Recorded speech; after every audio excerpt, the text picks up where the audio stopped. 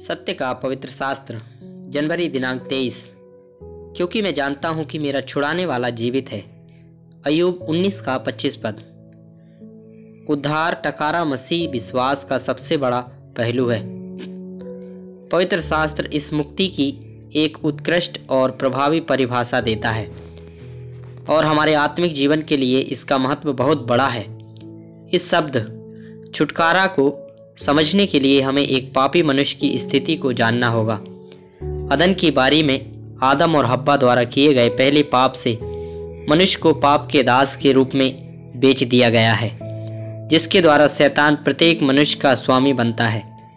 वह पाप के द्वारा दास हुए किसी भी व्यक्ति को बिना किसी मूल्य के स्वतंत्र नहीं जाने देगा। यह फिरौती या छुटकारे का दाम है जिसका पूरा भुगतान करना होगा।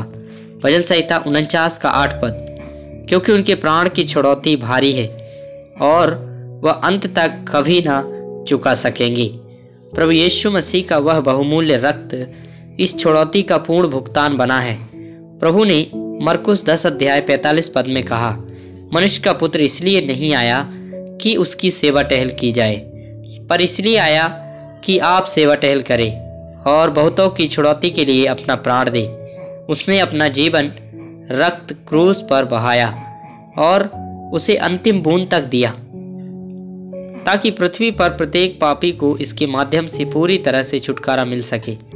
प्रेरित पतरस ने पहला पतरस पहला अध्याय 18 पद में छुटकारे और चुकाई गई इसकी दाम का स्पष्ट उल्लेख किया है।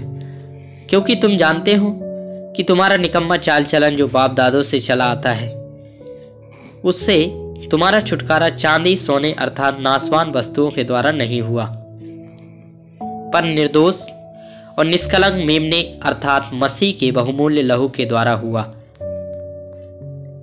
प्रिय, यह एक बहुत ही महत्वपूर्ण आवश्यकता थी कि प्रायश्चित के पाप बलि का लहू पाप रहित और दोष रहित होना चाहिए, अन्यथा दाम पूरा नहीं होगा और इस प्रकार छुटकारा विफल हो जाएगा।